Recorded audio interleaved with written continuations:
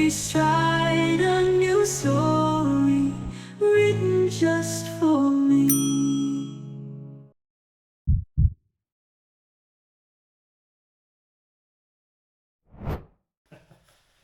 Alright, let's get the party started. Final one. We start our last day on the Pilgrim's Way with a beautiful sunrise. As we leave Padrón, we stop at the Font do Carme to take a sip of the natural water. It was built in 1577 by Pedro de la Barcena. We cross the bridge of Santiago and begin the last day of our journey. At this point on the route we come across the church of Santa Maria la Mayor de Iria Flavia and the cemetery of Odina. This is one of the oldest churches in Galicia.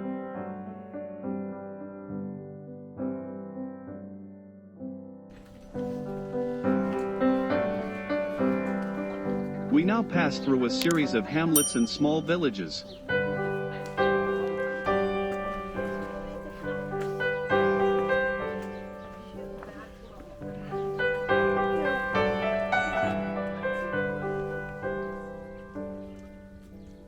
During this part of the journey we will enjoy the landscape with its typical buildings, such as the horrios where corn is dried, and the vineyards.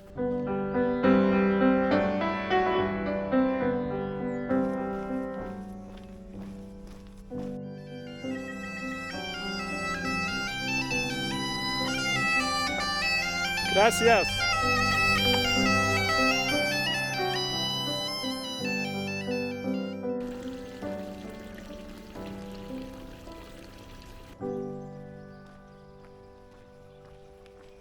After about an hour we arrive at the sanctuary of Our Lady of Slavery.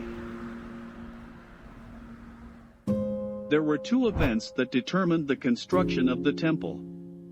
The first took place in 1582, when Juan Pérez Mondragon, rector of the parish of Cruces, almost was crushed to death by a tree.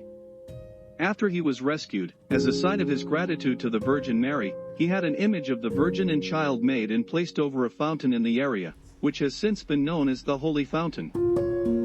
The second event took place in 1732, when a man, suffering from dropsy, was on his way to the hospital in Santiago de Compostela. Passing by the Holy Fountain, he drank its water and asked the Virgin for help, being cured 3 days later. Legend has it that he thanked the Virgin for freeing him from the slavery of his illness, hence the name of the sanctuary.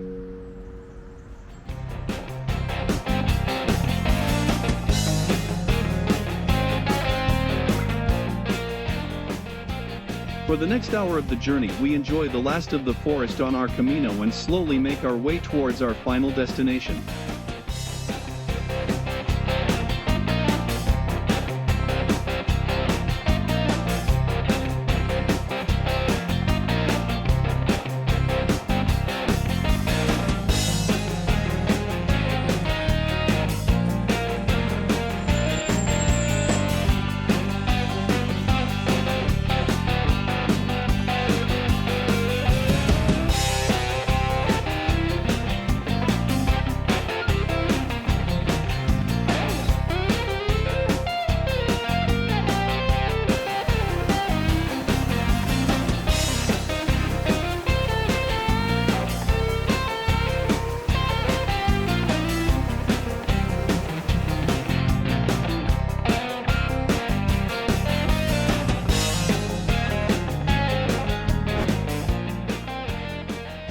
We've seen many crosses on our 12-day journey, but this one is one of the oldest in Galicia, dating back to the 14th century.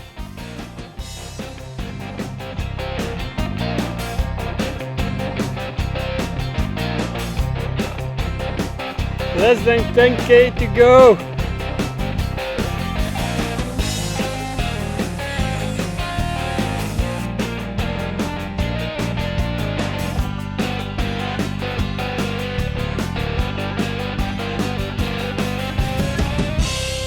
The last part of the route is still quite beautiful at the beginning, but slowly the landscape becomes more and more urban as we approach Santiago de Compostela. This last stretch is one of the last tests the Camino will give us. It has already been a long day and we still have to walk for over an hour through the suburbs of the city. I know that you're curious, I know that you're strong, but life can be furious and things go. We're better off tomorrow, but who knows if we get joy or sorrow.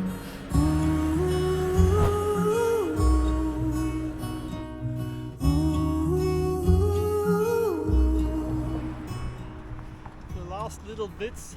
But finally we reach the city center and a wave of excitement hits us. We are finally here. Our journey is coming to an end. We have made it. These are the thoughts running through our minds as we finally reach the cathedral.